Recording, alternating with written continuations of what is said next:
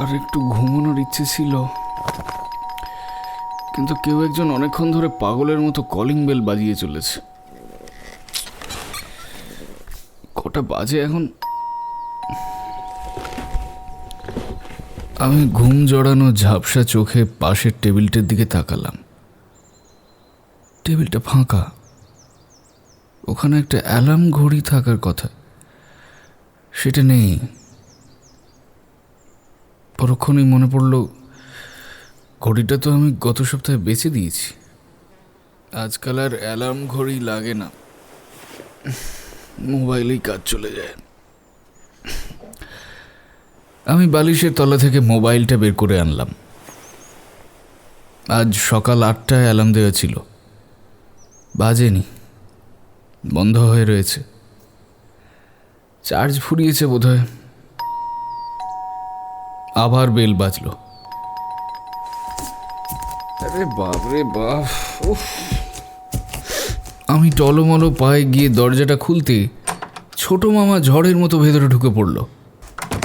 তারপর আমার কাঁধ খামচে ধরে দুবার ঝাঁকুনি দিয়ে বলল, কি হয়েছে তোর? হ্যাঁ, 1 ঘন্টা ধরে বেল বাজাচ্ছি, দরজা খুলছি না কেন? কি হয়েছে রে, কি হয়েছে? আমি নিজেকে ছাড়িয়ে নিয়ে একটা ছোট্ট হাই তুলে বললাম, ঘুমোচ্ছিলাম রে। হ্যাঁ, এখন ঘুমোচ্ছিলি? কটা বাজে জানিস? 11:20। এই দেখ, এতক্ষণ কোনো সুস্থ লোক ঘুমোয়? হ্যাঁ, আমি তো ভাবছিলাম শরীর টরীর খারাপ হয়েছে কিনা। ওইদিকে ফোনে পাচ্ছি না। এই ফোনটা বন্ধ করে রেখেছিস কেন? হ্যাঁ, আমি আবার একটা হাই তুললাম। কোথায় যেন শুনেছিলাম, দুজনের মধ্যে কথা হওয়ার সময় একজন যদি ঘন ঘন হাই তোলে, অন্যজন কথা বলার উৎসাহ হারায়। এক্ষেত্রেও বোধহয় তাই হলো। ছোট মামা বেজার মুখে বলল, যাক, কাজের কথা শোন। মাসের 10 তারিখ তো হয়ে গেল রে। খাতা এনেছিস? ছোট মামা হাসলো, লজ্জা লজ্জা হাসি। ছোট মামা লোকাল কেবিলের অফিসে কাজ করে।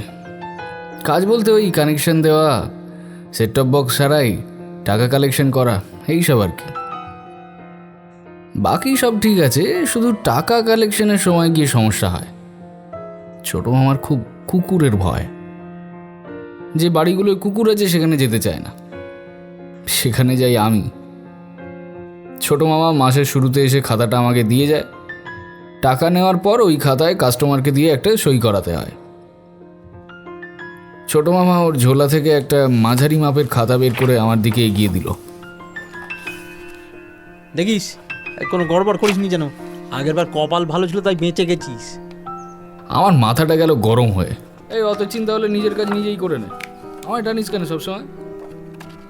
ছোট মামা আর কথা বাড়ালো না, খাতাটা খাটে নামিয়ে রেখে দরজার দিকে এগোলো। একটা নতুন বাড়ি অ্যাড হয়েছে। কোন পাড়ায়? এই পাড়াতেই তো, ওই যে ওই বাড়িটা। ছোট মামা বাইরে বেরিয়ে আঙুল তুলে দেখালো। আমাদের বাড়ির সামনে কাঁচা রাস্তা, রাস্তার পরে রয়েছে একটা বিশাল মাঠ। বাড়িটা মাঠের ঠিক ও পাশে। ছোট থেকেই দেখছি বাড়িটাকে, বেশিরভাগ সময় তালা বন্ধ থাকতো। শুনেছিলাম বাড়ির মালিক নাকি কলকাতার লোক। এখানে বাড়ি বানিয়ে রেখেছে কেন ভগবান জানে। ছোটবেলায় মাঠে খেলতে খেলতে বহুবার ওই বাড়িতে বল ঢুকিয়েছি। বাড়িটার পাঁচিল বেশ নিচু, তাই বল আনতে অসুবিধা হতো না কখনো। এবার মনে পড়ল, কিছুদিন ধরেই দেখছিলাম বটে বাড়িটায় সারাইয়ের কাজ হচ্ছে। হাত বদল হলো নাকি রে? কে জানে, হবে হয়তো। তবে লোকটা কিন্তু বেশ পয়সা হলো জানিস তো। কানেকশন দিতে গিয়ে দেখলাম দিব্যি সাজিয়েছে ভেতরটা। জানলার কাঁচগুলো তো একবারে আয়নার মতন ঝকঝকে। বাদ দে, কুকুরটার কথা বল। কি কুকুর? সে আমি জানি না বাপু, তো খুব ভয়ানক দেখতে। ওটার সঙ্গে চোখাচুকি হওয়ার পরে তো এমন হাত কাঁপছিল যে ভালো করে ইনস্টলেশন অবধি করতে পারছিলাম না। আমি একটা দীর্ঘশ্বাস ফেললাম। ছোট মামাকে কুকুর নিয়ে কিছু জিজ্ঞেস করাটাই বেকার। ছোট মামা সব কুকুরকেই এত বড়, খুব ভয়ানক, বিশাল বিশাল দাঁত এভাবে বোঝায়। যাকে যাব যখন নিজেই দেখে নেব। ছোট মামা সাইকেলে চড়ে আবার একবার আমার দিকে ফিরে বলল, দেখিস উল্টো পাল্টা কিছু কাজ করিস নি যেন। আমি রাগ রাগ চোখে তাকাতেই ছোট মামা প্যাডেলে চাপ দিয়ে মুহূর্তেই ধাঁ হয়ে গেল। এবার আমার হাসি পেল। ছোট মামাটা চিরকালই সরল সিধে, আর আমাকে খুব ভালোবাসে। নইলে ওই ঘটনার পর আমার সঙ্গে আর কোনো সম্পর্ক রাখতো না। সেবারও একটা নতুন বাড়িতে টাকা কালেকশনের জন্য গিয়েছিলাম। কাস্টমার এক বৃদ্ধা, সবসময়ের একটা কাজের লোক আর ছোট্ট স্প্যানিয়েল কুকুর নিয়ে উঠে এসেছেন আমাদের পাশের পাড়ায়। আগে সম্ভবত অন্য পাড়ায় বড় বাড়ি ছিল তাদের। ছেলে, ছেলের বউ আর নাতনি চলে গেছে বিদেশে। অত বড় বাড়িতে বুড়ির ফাঁকা ফাঁকা লাগতো, তাই ওই বাড়ি বিক্রি করে দিয়ে ছোট একটা বাড়ি কিনে চলে এসেছিলেন। বেশিরভাগ বুড়ো বুড়িরাই দেখেছি বড্ড বকর বকর করে, এই বুড়িও করতো, আর আমি শুনতাম। তারপর ধীরে ধীরে বাজার থেকে টুকিটাকি জিনিসপত্র এনে দেওয়া, কুকুরটাকে একটু ঘুরিয়ে নিয়ে আসা, মোবাইল সারিয়ে দেওয়া, এইসব শুরু হলো। বুড়ি ছিল দিলদরিয়া স্বভাবের। মাসে 5,000 টাকা করে দিত আমায় চেকে। প্রথম মাসটা ঠিকঠাকই চলল। দ্বিতীয় মাসের চেক পেয়ে আমি বুড়ির হাতের লেখা নকল করে 5K 25 করে দিলাম। পরের কটা দিন একটু সাবধানে গেলাম ও বাড়ি। তবে অবাক ব্যাপার, বুড়ি কিছুই বুঝতে পারেনি। তারপরের মাসের চেকে 5K 35 করে দিলাম। আশ্চর্য, এবারও বুড়ি কিচ্ছু ধরতে পারল না। এক আলাদাই মজা। আমার সাহস বেড়ে গিয়েছিল। পরের চেকে কত বসাতাম কে জানে। তার আগেই বুড়ি দুম করে মরে গেল। একদিন শুনলাম ওর ছেলে বিদেশ থেকে ফিরে বাড়ি বিক্রির বন্দোবস্ত করছে।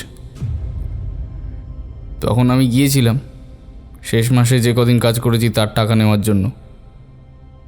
বুড়ির ছেলে দেখলাম আমার থেকেও এক কাঠি ওপর দিয়ে যায়।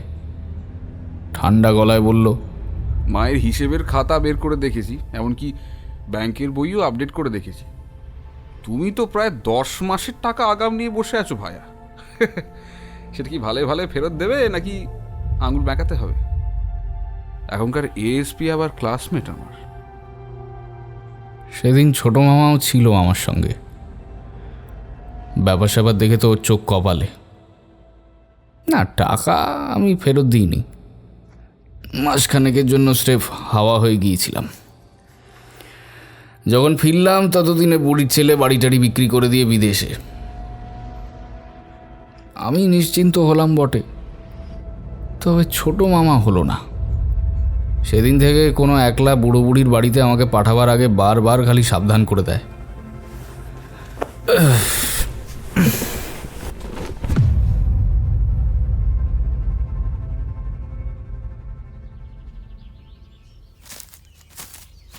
একটু বেলার দিকে খাতাটা বগলে নিয়ে সাদা বাড়ির দিকে হাঁটা লাগালাম। এই বাড়িটাই সবচেয়ে কাছে, তাই এটাই আগে সেরে ফেলি।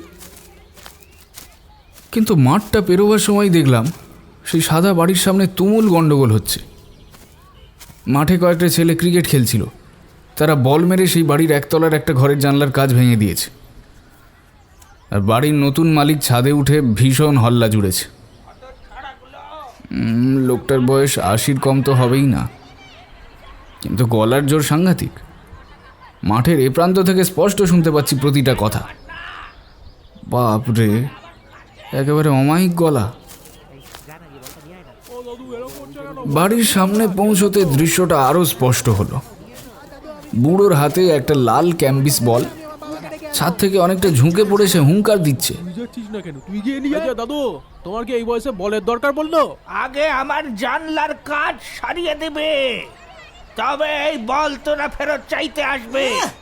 একটা পুরনো বল ফেরত পাওয়ার জন্য কি কাজ ছাড়িয়ে দেবো? আপনাকে আমাদের পাগল বলে মনে হচ্ছে? বেশ, তাহলে এই বল আমার কাছেই রইল। ঠিক আছে, আপনি রেখে দিন। আপনার কুকুরের সঙ্গে ওটা নিয়ে লোপালুপি খেলবেন।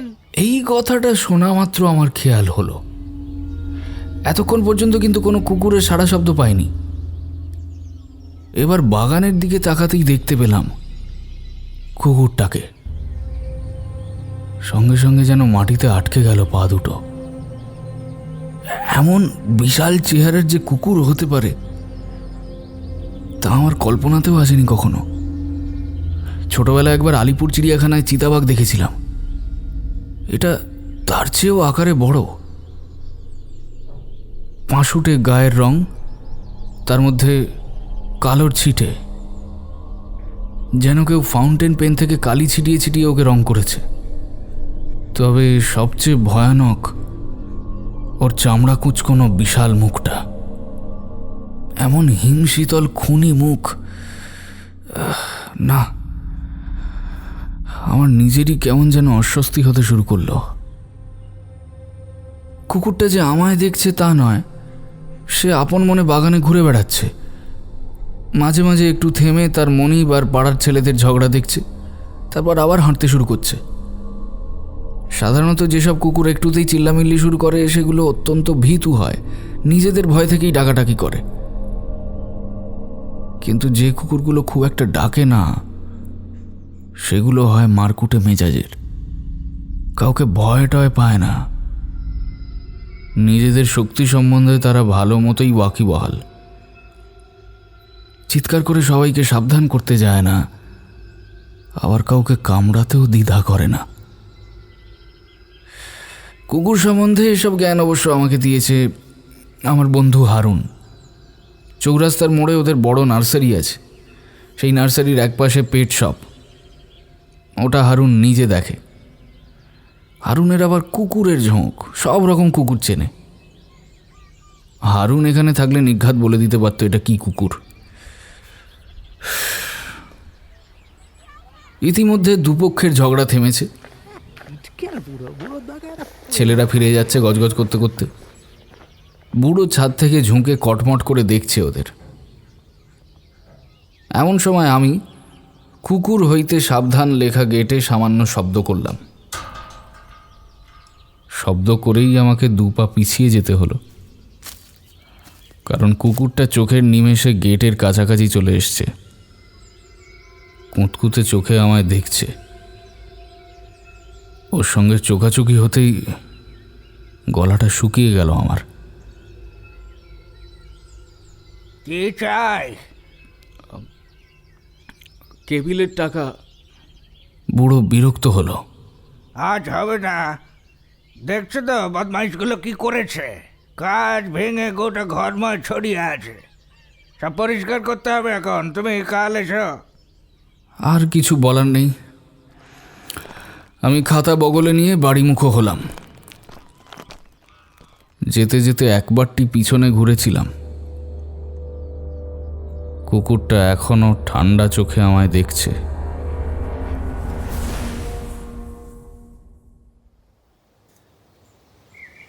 পরদিন আমি বুড়োর কাছে গেলাম দুপুর নাগাদ। কুকুরটা বাগানের পেয়ারা গাছের তলায় শুয়েছিল। আমি গেটে শব্দ করতেই উঠে বসল। বুড়ো বাড়ির ভিতরে ছিল, বেরিয়ে এসে আমাকে দেখে বিরক্ত হলো। তুমি সকাল হতেই হাজির হয়েছ, দাঁড়াও, কুকুরটাকে বাঁধি আগে। পেয়ারা গাছের পাশেই যে একটা লোহার রড পোঁতা আছে, আগের দিন চোখে পড়েনি। রডের সঙ্গে একটা চেন লাগানো রয়েছে। বুড়ো সেই চেন কুকুরটার বকলেসে আটকে দিল, তারপর গেট খুলল। এসো, ভেতরে এসো। কুকুরটা উঠে আসেনি, একবারও গর্জন করেনি, শুধু ঠান্ডা চোখে বসে বসে আমায় দেখছে। আমি সেদিকে একবার তাকিয়ে নিয়ে বললাম, ভিতরে যাওয়ার কি দরকার, টাকাটা এখানে দিয়ে দিন না। তোমায় কিছু খোশ গল্প করবার জন্য ভেতরে ডাকছি না হে। টিভির ছবিটা কদিন ধরে সমস্যা করছে, সেটা দেখাবো বলে ডাকছি। যে লোকটা কানেকশন দিতে এসেছিল তার ফোন নাম্বারটা নিয়ে রেখেছিলাম, কিন্তু সে হতচ্ছাড়া আমার ফোন ধরছে না। বোধহয় বাড়িতে আর আসতে চায় না। আগের দিনই কুকুর দেখে বাঁশ পাতার মতো কাঁপছিল। যাকে তুমি যখন এসেছো পারলে ঠিক করে দিয়ে যাও। চলুন। আমি একটা দীর্ঘশ্বাস ফেলে বুড়োর পিছনে পিছনে বাড়ির দিকে এগোলাম। কুকুরটা এখনও ওর জায়গা ছেড়ে উঠল না। বসে বসেই ঘাড় ঘুরিয়ে আমাকে দেখতে লাগলো। কি কুকুর এটা? কি কুকুর বলতে পারবো না, আমার এক বন্ধু পাঞ্জাব থেকে এনে দিয়েছিল। এই কুকুর সব জায়গায় পাওয়া যায় না। বারান্দায় উঠে দেখি এক কোণে একটা ওয়েস্ট পেপার বাস্কেট ঠেসে ভাঙা কাঁচ রাখা রয়েছে। জিজ্ঞেস করলাম, আপনার জানলা সারাই হলো? না, সে কি, লোক পাননি? দূর, ওই কাজ পাইনি। জানলাগুলো বানাবার সময় তখন কত কথা বললো দোকানদার, চোখ বুজে নিয়ে যান, এখন সবাই এই কাজ লাগাচ্ছে, আর এখন বলছে সাপ্লাই নেই। দিন চারেকের আগে দিতে পারবে না নাকি? এই বাড়ির সব ঘরেই ওই কাজ, রং কালো কিন্তু ঝকঝকে, একেবারে আয়নার মতো। শুধু নিজের মুখই নয়, গোটা ঘরটাই স্পষ্ট দেখতে পাচ্ছি। বারান্দা থেকে ভিতরে ঢুকেই ডাইনিং রুম, সেখান থেকে দোতলা সিঁড়ি উঠেছে। বুড়ো চলল আগে আগে। আমি সিঁড়িতে ওঠার সময় একতলাটা ভালো করে চোখ বুলিয়ে নিলাম। বুড়ো শৌখিন লোক, বেশ পয়সাওয়ালা সেটাও বোঝা যাচ্ছে। তবে শুধু শখ আর পয়সা থাকলেই হয় না, পছন্দটা চড়া দাগের হলে সব বরবাদ হয়ে যায়। এক্ষেত্রেও তাই হয়েছে। সেগুন কাঠের বাহারি দরজার সঙ্গে ডাইনিং রুমের ভারী ভারী কাঠের চেয়ার টেবিলগুলো যতটা মানাচ্ছে, এই কালো কাচের জানলাগুলো ঠিক ততটাই বেমানান। আচ্ছা, জানলাগুলোর গ্রিল নেই কেন? আমি যে দেশের আগে থাকতাম সেখানে এত গ্রিল টিলের ব্যাপার ছিল না, সেইটাই অভ্যেস হয়ে গিয়েছে। জানলায় গ্রিল দেওয়া থাকলে কেমন যেন দম বন্ধ লাগে। আর তাছাড়া ভয় কি, বাগান পেরিয়ে কেউ জানলা অবধি আসার চেষ্টা করলে তার কি অবস্থা হবে সেটা অনুমান করে নাও।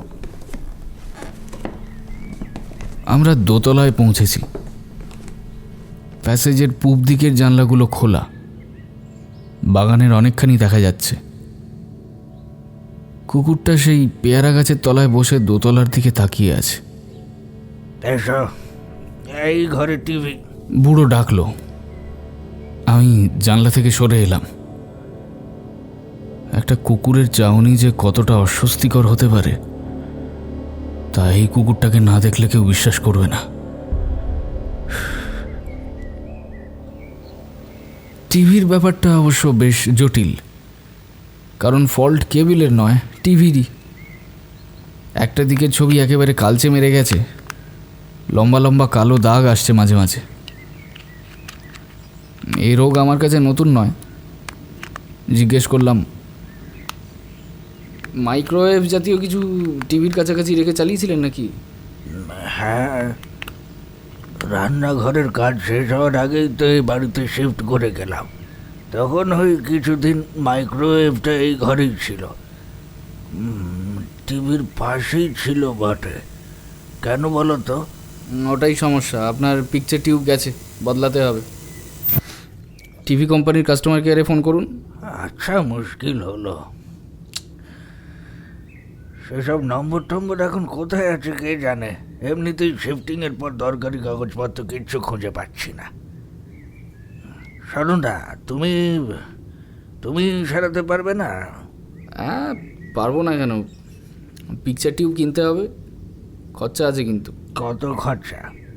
ধরুন 1000-10 তো পড়বেই। আপনি আমাকে 5-6 হাজার মতো অ্যাডভান্স দিন, বাকিটা টিভি চালু হলে। আচ্ছা বেশ, দাঁড়াও একটু। বুড়ো পাশের ঘরে ঢুকে গেল। সে ঘরের কালো কাচের ঝকঝকে জানলার একটা পাল্লা এমনভাবে খোলা রয়েছে যে তার গায়ে পুরো ঘরটার ছবি পরিষ্কার দেখা যাচ্ছে। আমি একটু এগিয়ে গেলাম। ঘরটা ফাঁকাই। কাঠের টেবিলের ওপর একটা সিন্দুক ছাড়া ঘরে আর কিছুই নেই। সিন্দুকের গায়ে মোবাইলের কিপ্যাডের মতো একটা নাম্বার প্যাড বসানো। জানলার কাছে দেখতে পেলাম বুড়ো সেই সিন্দুকের বোতামে চাপ দিচ্ছে। 4টে সংখ্যা স্পষ্ট দেখলাম। উপর থেকে ডান দিকের বোতাম, মাঝের বোতাম, উপরে বাঁ দিকের বোতাম, তারপর আবার মাঝের বোতাম।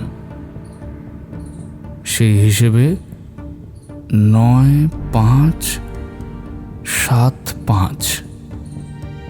কিন্তু আমি দেখলাম জানলার কাছে, তাই ওটা উল্টে যাবে, অর্থাৎ 7-5-9-5। আমি চটপট মোবাইল বের করে এই 4টে সংখ্যা ডায়াল করে নিলাম। তারপর সেখান থেকে সরে আসতে যাব, এমন সময় কাচের গায়ে খোলা সিন্দুকের ছবিটা দেখতে পেয়ে আমার চোখ কপালে উঠে গেল। সিন্দুকে 9 করে অন্তত 10টা মতো গোলাপি নোটের বান্ডিল। অন্য নোটগুলোর কথা তো ছেড়েই দিলাম, আমার হৃৎপিণ্ডটা যেন এক লাফে গলার কাছে উঠে এলো। আমি ও ঘর ছেড়ে বাইরে বেরিয়ে এসে পুবের জানলা দিয়ে আবার বাগানের দিকে তাকালাম। কুকুরটা নিষ্পলকে এই জানলার দিকে চেয়ে একই রকমভাবে বসে আছে।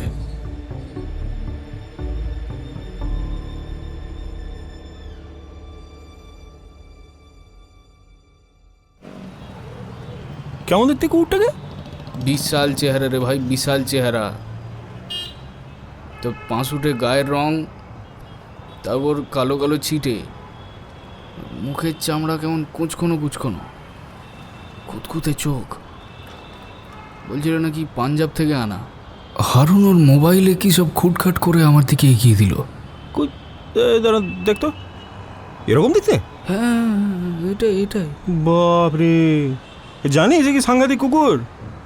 এর নাম সিন্ধি ম্যাস্টিফ, খাঁটি দেশি ব্রিড। পাঞ্জাবের দিকে একে বলে বুলি কুত্তা।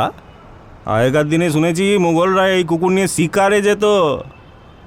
ইন্ডিয়ার নর্থ ইস্টের রাজ্যগুলোতে লুকিয়ে চুরিয়ে কুকুরের খেলা হয়, বুঝলি? তাতে শুনেছি বেশিরভাগ এই সিন্ধি ম্যাস্টিফই ইউজ করে। বহু টাকার বাজি ধরে লোকে এদের উপর। এই কুকুর তোর পাড়ায় আছে?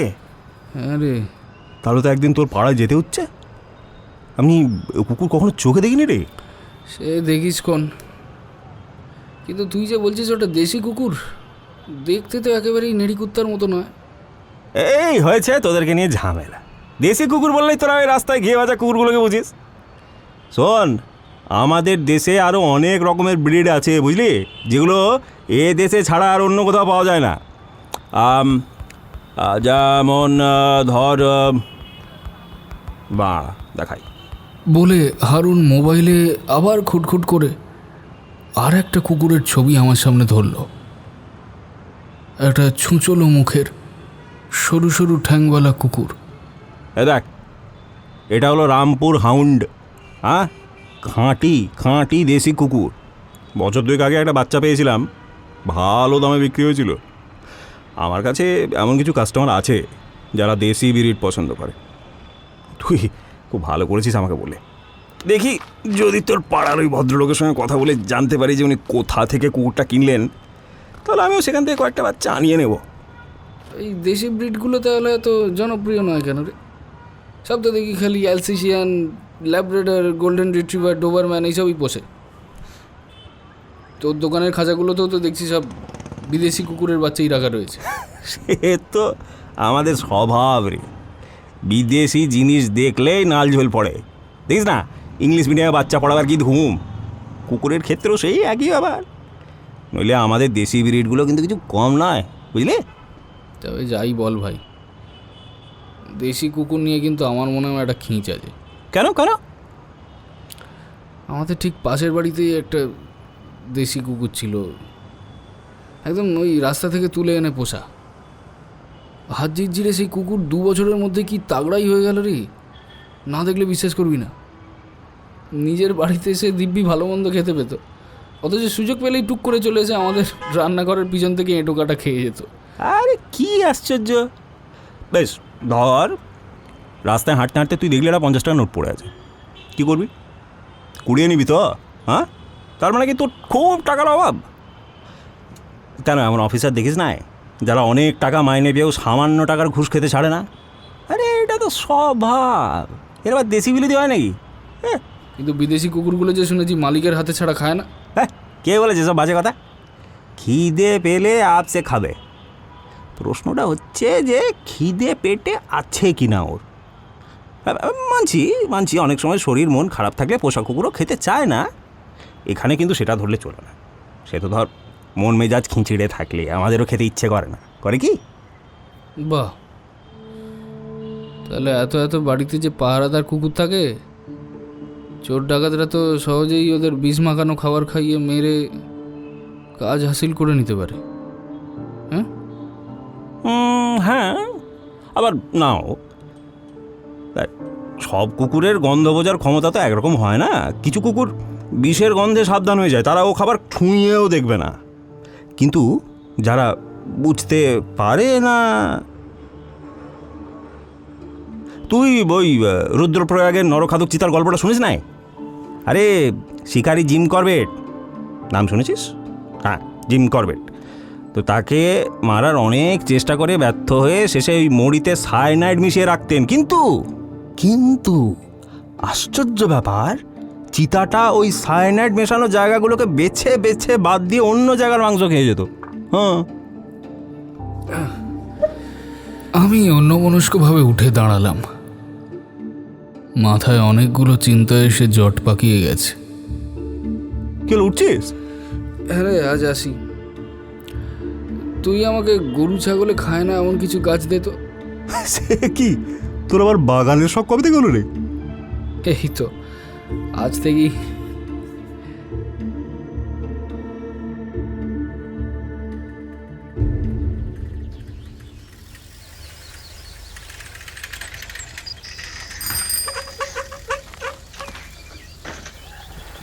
তুই বাগান করেছিস? ছোট মামা চোখ গোল গোল করে বলল। আমি খুরপি দিয়ে মাটি খোঁচাতে খোঁচাতে বললাম,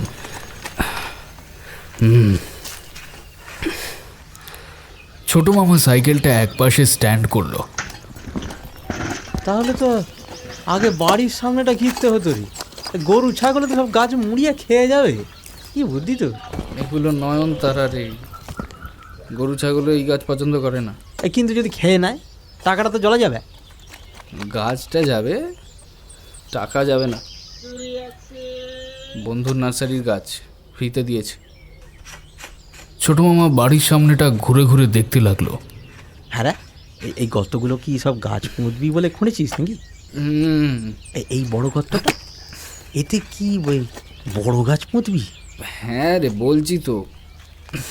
বাড়ির এত কাছে বড় গাছ পুঁতবি? বাড়ির ভিত তো ফেটে যাবে রে। আমি খুরপি রেখে উঠে দাঁড়ালাম। তুই ভিতরে চল, ভিতরে চল। খাটের পাশে টেবিলটায় তোর খাতা আর টাকাগুলো রাখা আছে, ওগুলো তুই মেলাতে থাক, আমি হাতটা ধুয়ে আসছি। একটু পরে ঘরে ঢুকে দেখি ছোট মামা একটা বল নিয়ে লোফালুফি করছে। হিসেব পুরো মিলে গেছে তোরে? দেখে নিয়েছিস ঠিক করে? হ্যাঁ হ্যাঁ, চেক করে নিয়েছি আর সব ঠিক আছে। এই তুই নতুন বাড়িটায় গেছিলি, কুকুরটা দেখলি? কি ডেঞ্জারাস না? কি কুকুর চিনতে পারলি? ওটা দেশি কুকুর। দেশি কুকুর? কে বললো? এই লোকটার সঙ্গে কথা হয়েছে তোর? ছোট মামা বল লোভা বন্ধ করে আমার দিকে তাকালো। হ্যাঁ, কথা হয়েছে। বাড়ির ভেতরেও গিয়েছিলাম, ওই টিভিটাও সারাতে দিয়েছে, পিকচার টিউব বদলাতে হবে। ছোট মামা বোধহয় খুব একটা খুশি হলো না। ওই বুড়ির চেকের ব্যাপারটার পর থেকেই ও একদম চায় না যে আমার সঙ্গে ওর কাস্টমারদের খুব একটা দহরম মহরম হোক। বেচারি যদি কুকুরটার ভয়টা একটু কাটিয়ে উঠতে পারতো, তাহলে আমাকে কোনোদিনই আর টাকা কালেকশনের জন্য পাঠাতো না। শুকনো গলায় ছোট মামা জিজ্ঞেস করলো, টাকা পয়সা কিছু নিয়েছিস?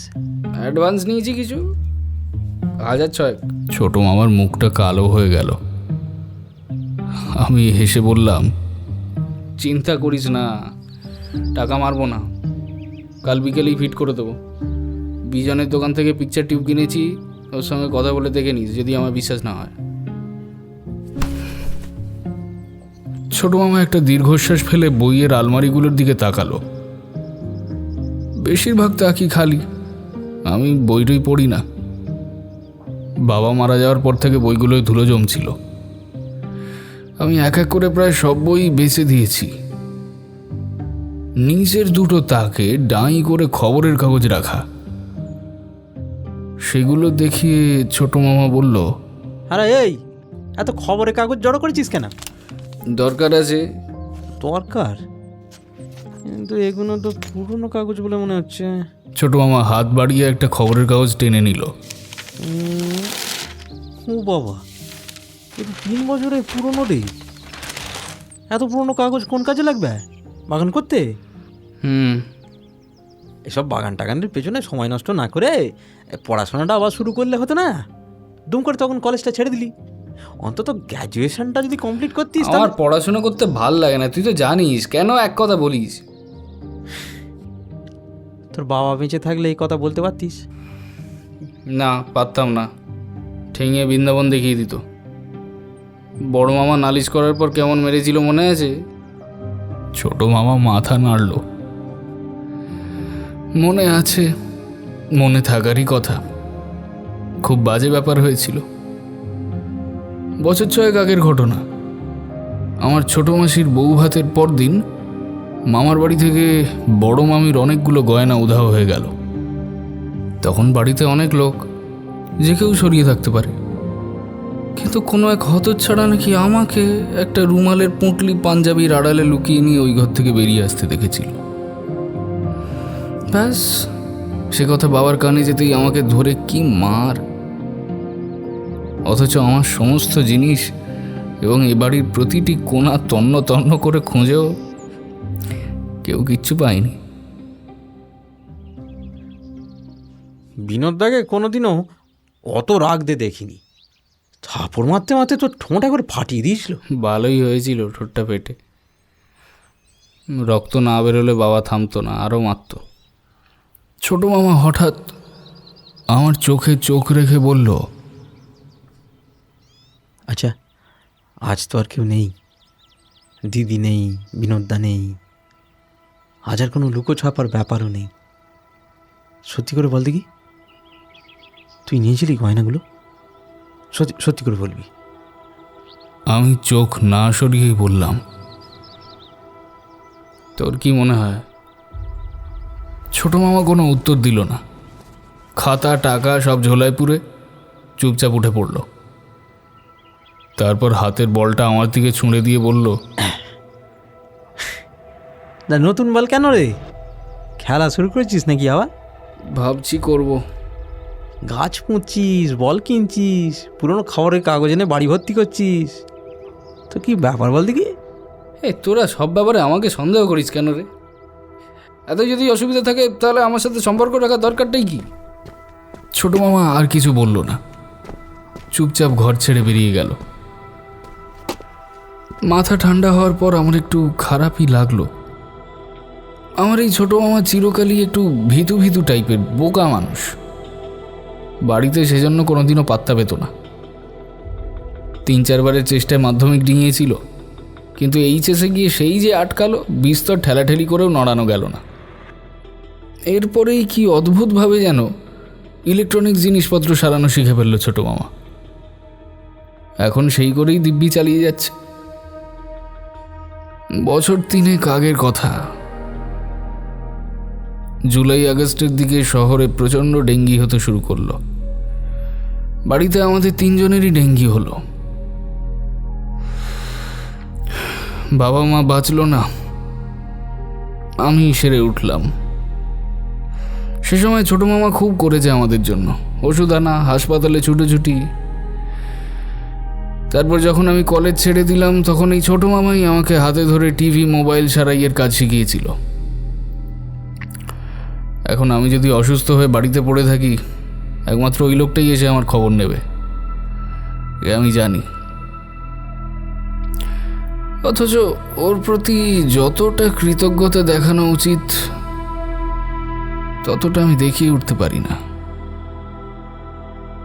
আমাদের দুজনের স্বভাব একেবারে আলাদা বলেই বোধহয় এই অবস্থা। শিকারি বাজ পাখির সঙ্গে কি ঘুলঘুলিতে বাসা বাঁধা চড়াইয়ের বন্ধুত্ব হয়?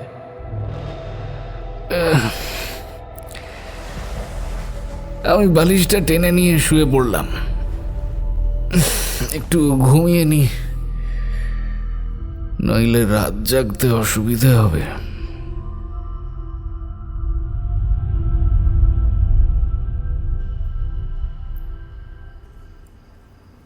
আমি বাড়ি থেকে বেরিয়ে যখন মাঠটার সামনে গিয়ে পৌঁছলাম তখন রাত 2:30। ফিকে চাঁদের আলোতেও মাঠের ওপাশে সাদা বাড়িটা স্পষ্ট দেখা যাচ্ছে। আমি এদিক ওদিক তাকিয়ে নিয়ে মাঠ পেরিয়ে হাঁটতে শুরু করলাম সেদিকে। বুড়োর বাড়ির পাঁচিলের কাছাকাছি পৌঁছে আমার পা দুটো যেন নিজে থেকেই থেমে গেল। বুড়ো বাড়িটাকে সারিয়ে সরিয়ে নিয়েছে, কিন্তু পাঁচিলের হাইট সেই আগের মতোই আছে, মেরে কেটে 4 ফুট হবে। অত বড় কুকুর যদি চায় 1 লাফেই টপকে যেতে পারে, সেক্ষেত্রে ব্যাপারটা আমার পক্ষে বিপজ্জনক হয়ে যাবে। কিন্তু কুকুরটা কোথায়? তাকে তো দেখছি না। আমি পাঁচিলের আরও একটু কাছে যেতেই বাড়ির পিছন দিকের অন্ধকারে দুটো চোখ জ্বলে উঠল।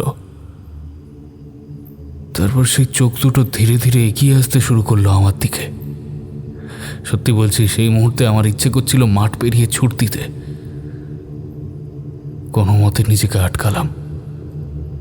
আমি ভীতু নই কোনোদিনই, তবুও খেয়াল করলাম এই হিম হিম রাতেও আমার কপালে ঘামের বিন্দু জমেছে।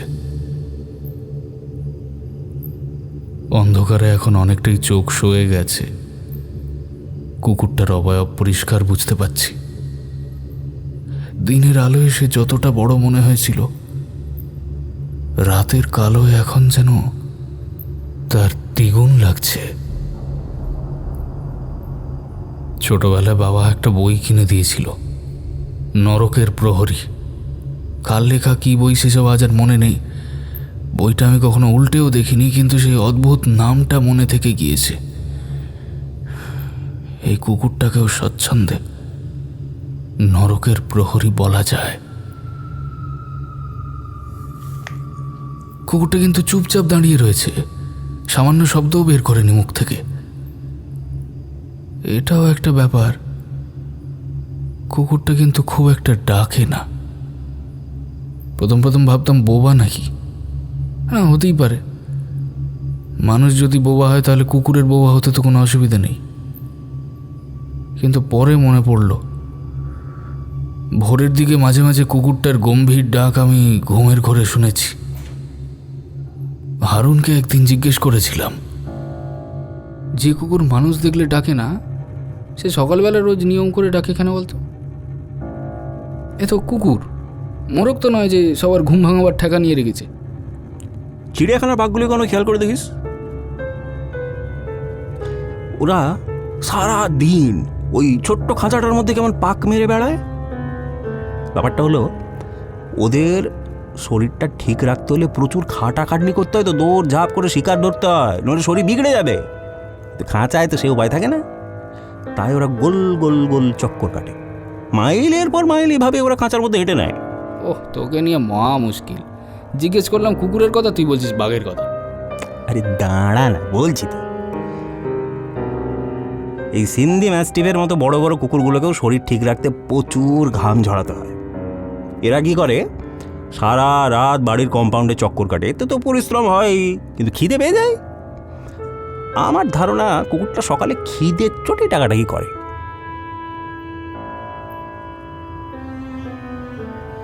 আমাদের পাড়া এখন নিঝুম,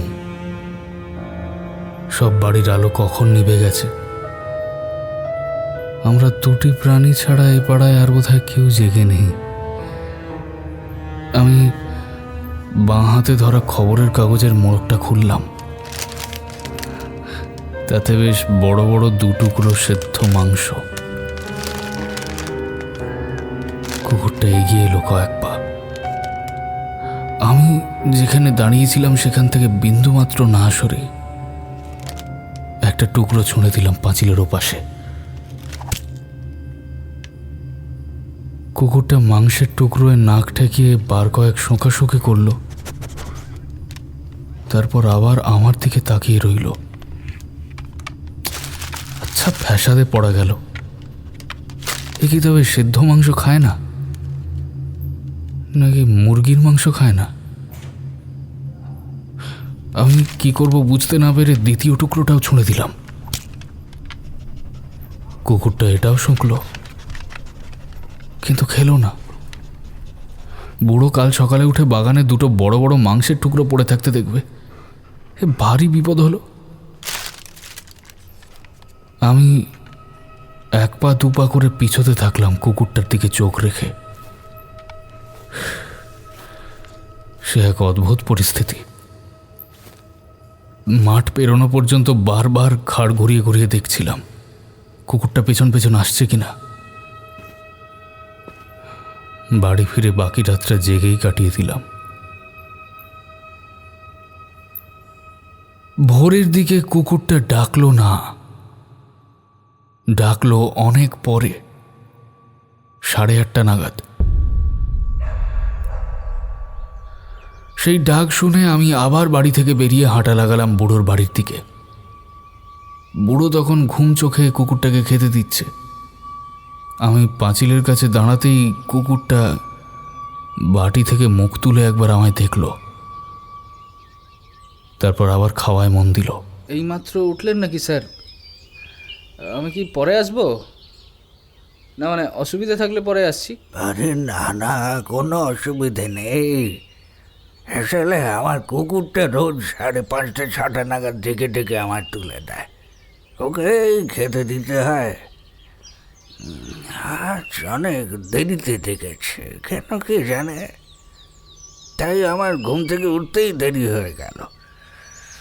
সে যাকে ছাড়ো, আসল কথা বলো, পিচের টিউব পেলে? আমি একবার বাগানটায় চোখ বলিয়ে নিলাম। মাংসের টুকরোগুলো চোখে পড়ল না। যাক। হ্যাঁ স্যার, পিকচার টিউব পেয়ে গেছি। বিকেল নাগাদ এসে লাগিয়ে দেবো আজকে। বুড়ো কয়েক সেকেন্ড কি যেন চিন্তা করে বলল, দাঁড়াও দাঁড়াও, আজ নয়, আজ তো মঙ্গলবার, আমি লাইব্রেরি যাই।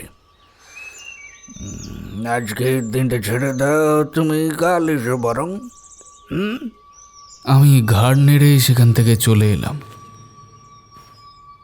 আর চোখে খেয়াল করলাম কুকুরটা আবার বাটি থেকে মুখ তুলে আমাকে দেখে নিল।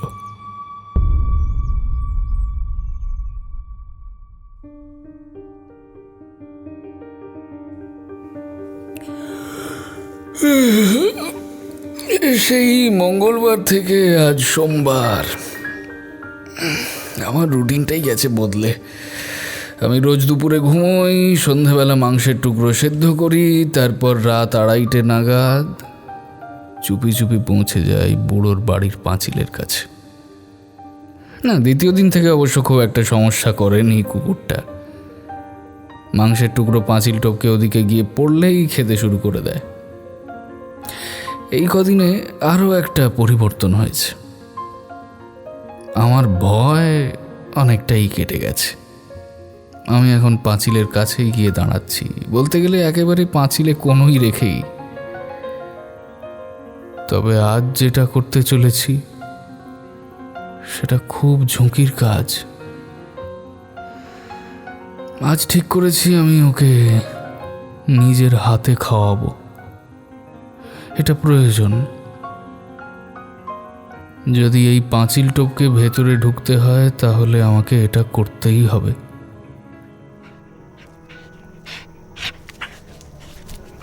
কুকুরটা বারান্দায় উঠে বসেছিল, আমায় দেখতে পেয়ে নেমে এলো। বাঁ হাতে একটা মাংসের টুকরো তুলে নিয়ে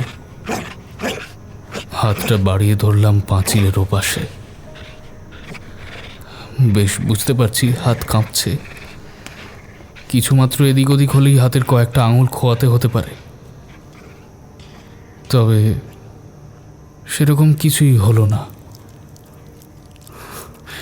কুকুরটা দিব্যি আমার হাত থেকে মাংস খেলো। একবার মনে হলো ওর মাথায় হাত রাখি, পর মুহূর্তেই সামলে নিলাম। এতটা বাড়াবাড়ি করা ঠিক হবে না। কিন্তু আজ বাড়ি ফেরার সময় আমার মনের মধ্যে কেমন যেন একটা খচখচানি হতে শুরু করলো। রোজ কুকুরটাকে মাংস খাইয়ে বাড়ি ফেরার সময় ঘাড় ঘোরালেই কুকুরটার জ্বলন্ত চোখ দুটো দেখতে পাই। পাঁচিলের উপর ভর দিয়ে দাঁড়িয়ে সে রোজ আমার ফিরে যাওয়া দেখে। প্রথম প্রথম অস্বস্তি হতো, পরে অভ্যেস হয়ে গিয়েছে। কিন্তু আজ যেন মনে হচ্ছে দুটো নয়, 4টে চোখ দেখছে আমায়। আমি তাড়াতাড়ি পা চালিয়ে বাড়ি ফিরে এলাম। কাল মঙ্গলবার, বুড়ো লাইব্রেরি যাবে। আমি শোবার আগে বলটাকে 2বার ড্রপ খাওয়ালাম। কাল সূর্য ডোবার পরে খেলা শুরু হবে।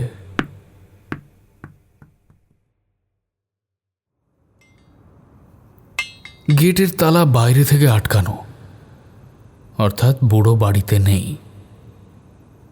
কুকুরটা আমাকে দেখে পাঁচিলের কাছে এসে লেজ নাড়াতে লাগলো। সন্ধে হয়েছে অনেকক্ষণ, চারপাশে বেশ অন্ধকার।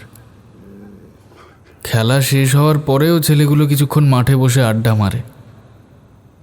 ওরাও এখন এক এক করে ফিরে যাচ্ছে। শেষ জনের চলে যাওয়াটা পর্যন্ত অপেক্ষা করতে হলো। তারপর ফাঁকা মাঠের এক পাশে এসে পকেট থেকে বলটা বের করলাম। ক্রিকেটটা ভালোই খেলতাম এক সময়, পয়েন্ট থেকে ছুঁড়ে উইকেট ভেঙেছি বহুবার। আজ উইকেট নয়, জানলার কাঁচ ভাঙতে হবে।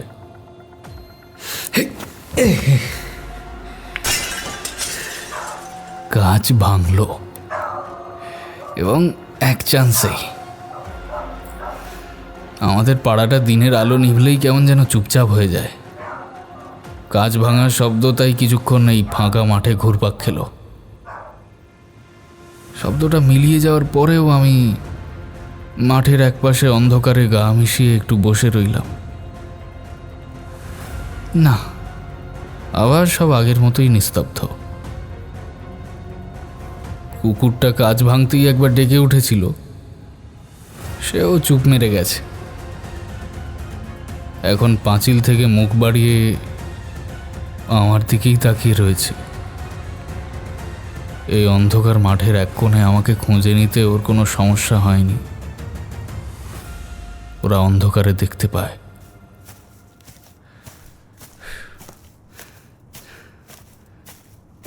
আমি বাড়ির দিকে হাঁটা লাগালাম। বুড়ো ফিরে এসে নিশ্চয়ই খোঁজে ফায়ার হয়ে যাবে। এই 2 দিন আগে এক প্রস্থ কাজ সারিয়েছে। কাল বিকেলে ছেলেরা খেলতে এলে আবার ঝামেলা লাগবে। কিন্তু কাল বুড়ো কি আর ঝামেলা করার মতো অবস্থায় থাকবে?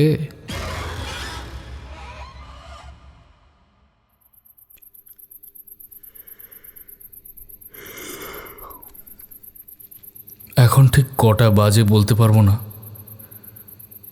রাত 3টের আশেপাশের কোনো একটা সময় হবে। আমি আজ ঘড়ি পরিনি। ঘড়ি পরার সম্ভবও ছিল না, কারণ আজ আমার প্রায় সারা শরীরেই সেলোটেপ দিয়ে পুরু করে খবরের কাগজ আটকানো। এটা একটা বেসিক প্রোটেকশন। 1 সপ্তাহ ধরে প্রতি রাতে 2 টুকরো করে মাংস, তার বদলে পাঁচিলের ভিতরে কুকুরটার কাছ থেকে কেমন আদর আপ্যায়ন পাওয়া যাবে সে ব্যাপারে আমি খুব একটা নিশ্চিত নই।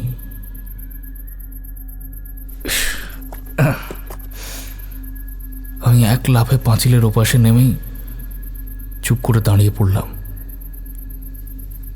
কুকুরটা আমাকে দেখছে।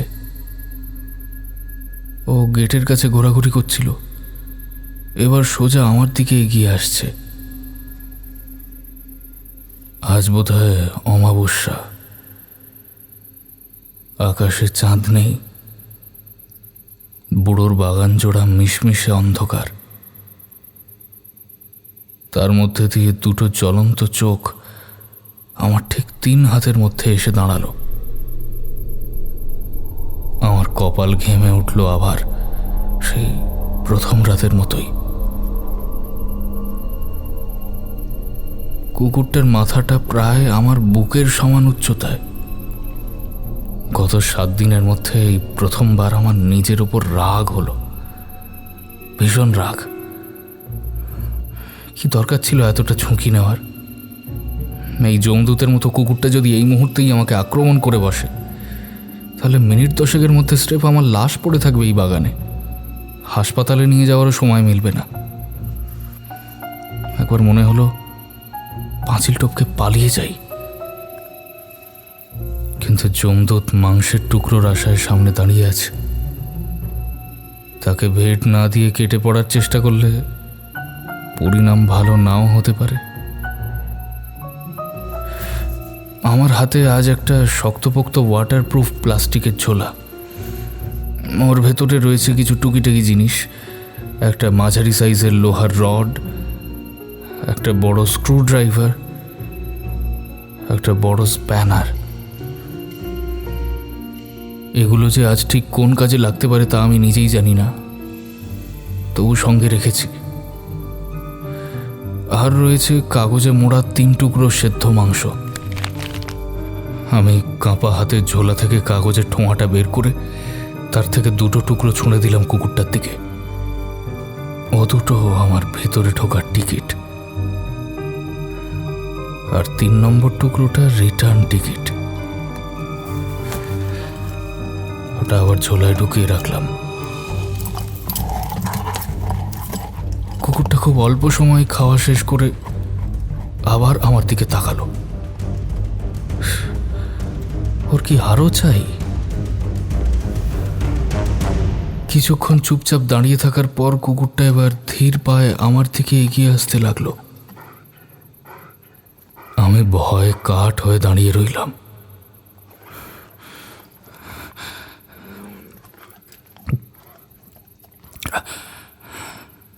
না, সেরকম কিছু হলো না। কুকুরটা আমাকে আর আমার হাতে ধরা থলেটাকে কিছুক্ষণ শোকাশুকি করল, তারপর চলে গেল বাগানের অন্যদিকে। আমার স্বাভাবিক হতে একটু সময় লাগলো। কুকুরটা এখন গিয়ে বসেছে পেয়ারা গাছের তলায়, আমার দিকে তাকাচ্ছেও না। আমি ধীরে ধীরে ভাঙা জানলাটার দিকে এগিয়ে গেলাম।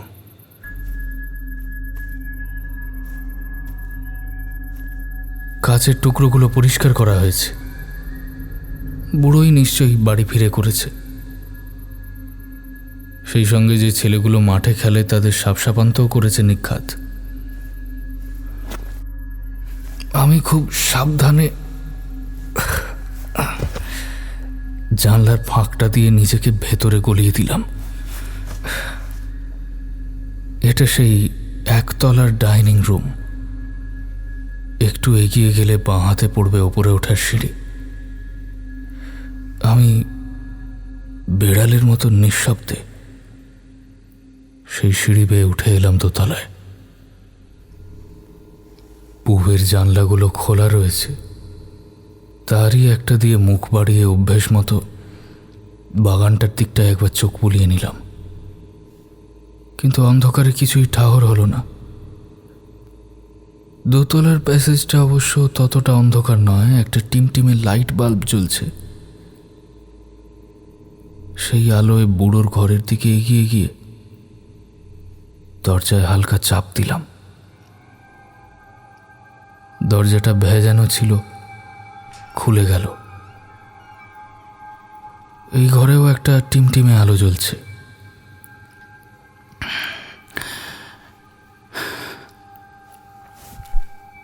দেখলাম বুড়ো প্রায় মাথা অবধি চাদর মুড়ি দিয়ে ঘুমোচ্ছে। বুড়ো মানুষের ঠান্ডা লাগে বেশি, নইলে এমন কিছু শীত পড়েনি যে মাথা পর্যন্ত মুড়ি দিতে হবে।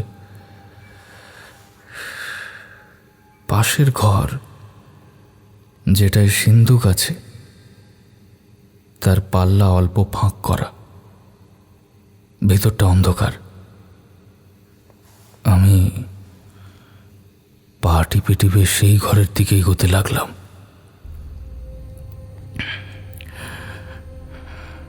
আমার হাতে পুরো গ্লাভস, কোথাও আমার ফিঙ্গারপ্রিন্ট থাকবে না। সিন্ধুকওয়ালা ঘরের দরজার সামনে এসে আমার কেমন যেন অস্বস্তি হলো। আমি থলে হাতড়ে লোহার রডটা বের করতে গেলাম, হাতে স্প্যানারটা উঠে এলো আর একটু ঠন ঠন শব্দও হলো। আমি চমকে উঠে খাটের দিকে তাকালাম। বুড়ো একইভাবে ঘুমোচ্ছে। আমি আর স্প্যানারটা রাখতে গেলাম না, ওটা হাতে নিয়েই ঢুকে পড়লাম ওই ঘরে। সেকেন্ডের মধ্যে জোরালো টর্চের আলোয় চোখে যেন ধাঁধা লেগে গেল আমার। কুকুর আর মানুষের কিছু তফাৎ আছে বাছা। কুকুরকে বোকা বানানো সোজা, মানুষকে নয়। আর আমার মতো মানুষ হলে তো একেবারেই নয়। আমি পালাতে যাচ্ছিলাম, বুড়োর ডান হাতের দিকে চোখ পড়তেই স্থির হয়ে গেলাম। সে হাতে একটা 9mm পিস্তল। বুড়ো টর্চের আলোটা আমার মুখের উপর নাচাতে নাচাতে বলল, আমার কুকুরের সকালে দেরিতে খিদে পাচ্ছে। আমার বাগান খুঁজলে মুরগির হাড়ের ছোট ছোট টুকরো পাওয়া যাচ্ছে, আর আমার সন্দেহ হবে না। তুমি খুব ভুল জায়গায় খাপ খুলেছ চাঁদু। আমি লোকটা কিন্তু বড় সুবিধের নয়, কিন্তু এই ঘরে যে সিন্ধুক আছে তা তুমি জানলে কি করে? বুঝেছি, কাচের জানালায় রিফ্লেকশন, তাই না? আচ্ছা, তুমি কি নাম্বারগুলো দেখেছো নাকি? আমি বুড়োর ডান হাতের পিস্তলটার দিকে তাকিয়ে নীরবে মাথা নাড়লাম। মাই গড, তুমি তো আরো বয়স বাড়লে ভয়ঙ্কর ক্রিমিনাল হবে। হ্যাঁ, তোমাকে তো বড় হতে দেওয়া যাবে না। এ বাড়ির বেসমেন্টে একটা ছোট ঘর আছে, বুঝলে? আমি তোমাকে আর আমার কুকুরটাকে সেখানে একসঙ্গে আটকে রেখে দেব। কদিন খাবার বা জল কিচ্ছু দেব না। কুকুরটার আবার খিদে বড় বেশি, তা তো তুমি জানোই। এখন সেইটাই দেখার যে তোমাকে খেতে ওর ঠিক কতদিন লাগবে। ভারী বন্দুক আর টর্চটা আমার দিকে ঠায় তাক করে রাখতে রাখতে বুড়োর বোধহয় হাত ধরে গিয়েছিল। আচমকাই বুড়ো সেগুলোকে হাত বদল করতে গেল, আর আমি 1 সেকেন্ডও সময় নষ্ট করলাম না। হাতের স্প্যানারটাকে সজোরে ছুঁড়ে মারলাম বুড়োর কপাল লক্ষ্য করে।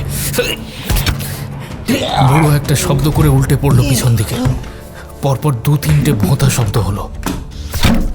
বুড়োর মাথা প্রথমে লোহার সিন্দুকটায় ঠোকা খেলো, তারপর সিন্দুকের নিচের টেবিলে, আর শেষে একটা ভারী শব্দ করে মেঝেতে আছড়ে পড়ে নিষ্পন্দ হয়ে গেল।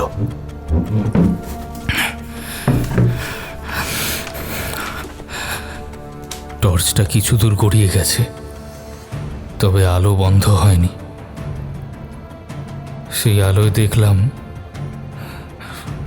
বুড়োর মাথার পিছন থেকে রক্তের একটা ধারা সাপের মতো এঁকে বেঁকে বেরিয়ে আসছে। স্প্যানারটা ছিটকে গিয়ে পড়েছিল ঘরের এক কোণে। আমি খুব সাবধানে রক্ত এড়িয়ে গিয়ে সেটাকে তুলে নিয়ে এলাম। কোনো চিহ্ন ছেড়ে রাখা যাবে না। বুড়ো সেই একইভাবে পড়ে আছে, আধবোজা চোখ, শরীরটা অদ্ভুতভাবে বেঁকে চুরে গেছে। বুড়ো যে মরে গেছে সেটা বোঝার জন্য খুব একটা বুদ্ধিমান হওয়ার প্রয়োজন নেই। আমি সেদিকে তাকিয়ে একটা ছোট্ট নিঃশ্বাস ছেড়ে সিন্দুকটা খুলে ফেললাম। সেদিন যা দেখেছিলাম টাকার পরিমাণ তার চেয়ে কিছু কমেছে বা বেড়েছে বলে তো মনে হলো না। আমি 2000 নোটের সবকটা বান্ডিলই নিলাম, মোট 11টা বান্ডিল। 500 বান্ডিল 10টা মতো ছিল, 7টা নিলাম, 3টে রেখে গেলাম। এছাড়া ওই 100 বা অন্যান্য টাকার বান্ডিলগুলোতে হাত দিলাম না। ওগুলো থাক, পুলিশ একটু কনফিউজড হবে। সব টাকা থলের মধ্যে পুরে ঘরটাকে একবার ভালো করে দেখলাম। মাঝরাতে নিজের সিন্দুক খুলে টাকা কড়ির হিসাব মেলাতে এসেছিলেন ভদ্রলোক। নিজের সঞ্চয়ের বহর দেখে নিজেরই মাথা ঘুরে যায় এবং তিনি অচেতন হয়ে সিন্দুকের উপর ঢলে পড়েন। ফলে মাথায় চোট এবং মৃত্যু। এত রক্তের মধ্যে দাঁড়িয়েও আমার হাসি পেল। কিন্তু বন্দুকটা তো বেমানান লাগছে এই ঘরে। বুড়ো তো অরণ্যদেব নয় যে সবসময় বন্দুক নিয়ে ঘুরবে। কি মনে হলো, বন্দুকটাকে তুলে নিয়ে বুড়োর খাটের দিকে এগিয়ে গেলাম।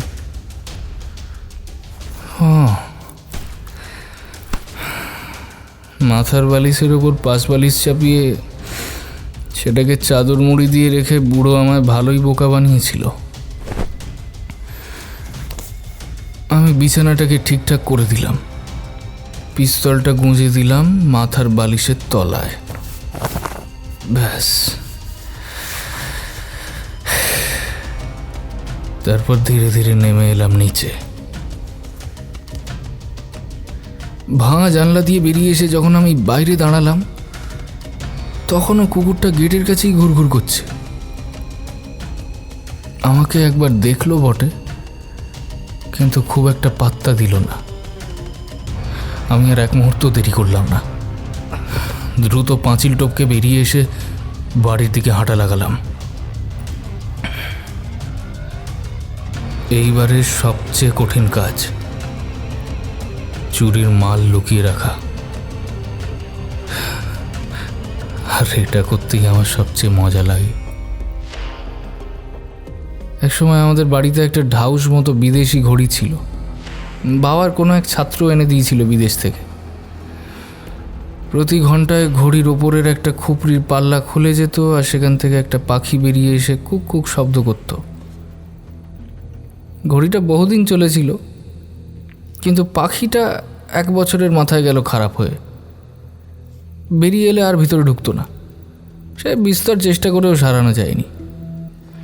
শেষে পাখিটাকে বের করে পাল্লা বন্ধ করে দেওয়া হলো। বড় মামির গয়না হারানোর পর সবাই মিলে সারা বাড়ি উলটপালট করে ফেললেও ঘড়ির খুপড়ির সেই পাল্লাটা খুলে দেখেনি।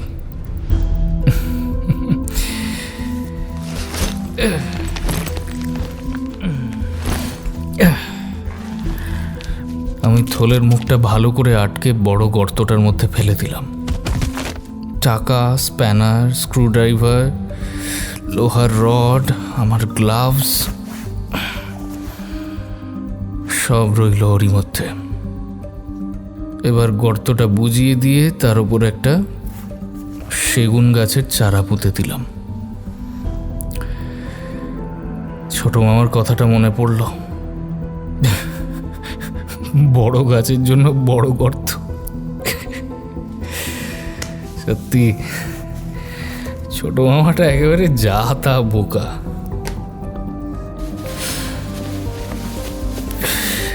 আমি বাড়ির ভিতর ঢুকে গা থেকে কাগজগুলো খুলতে শুরু করলাম। এত কিছুর প্রয়োজনই পড়লো না, বেকার বেকার গরমে কষ্ট হলো। এ কদিন ভালো করে ঘুমোইনি, আজ ঘুমোবো। বড্ড ঘুম পাচ্ছে।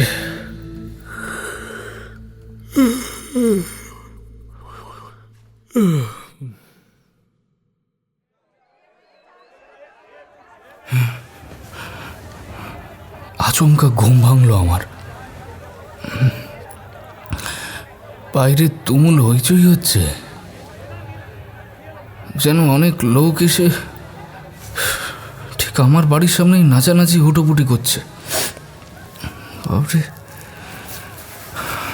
আমি ধড়মড় করে বিছানায় উঠে বসলাম। ঘুলঘুলি দিয়ে ঘরে যেটুকু আলো ঢুকছে তাতে দিব্যি বোঝা যায় যে সকাল হয়েছে অনেকক্ষণ। কিন্তু বাইরে এত হল্লা কিসের? দরজা খুলে বেরোতেই আমার শির দাঁড়াবে একটা ঠান্ডা স্রোত নেমে গেল।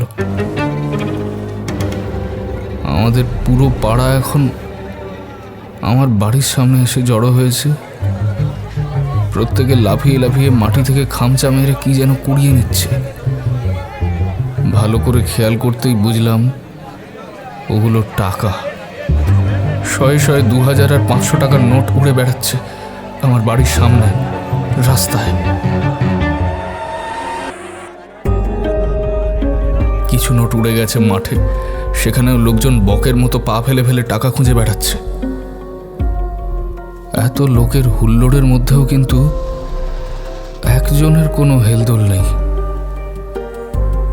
ওই বুড়োর কুকুর, সে এখন বসে আছে একটা গর্তের সামনে। গর্তটা সে নিজেই খুঁড়েছে। খুব সম্ভবত সকালবেলা অনেক ডাকাডাকি করেও যখন বুড়োর সাড়া পায়নি, তখন সে পাঁচিল টপকে বেরিয়ে এসেছে বাইরে। তারপর গন্ধ শুকে শুকে ঠিক চলে এসেছে আমার বাড়ি পর্যন্ত। সেগুন গাছের চারাটাকে উপড়ে ফেলে দিয়ে খুঁড়ে খুঁড়ে তুলে এনেছে সেই প্লাস্টিকের থলে। সেটাকে ছিঁড়ে ফালা ফালা করে টাকার বান্ডিলগুলোকে ছত্রখান করে ছড়িয়ে সে বের করে এনেছে কাগজে মোড়া এক টুকরো মাংস, যেটা আমি কাল সঙ্গে রেখেছিলাম রিটার্ন টিকিট হিসেবে।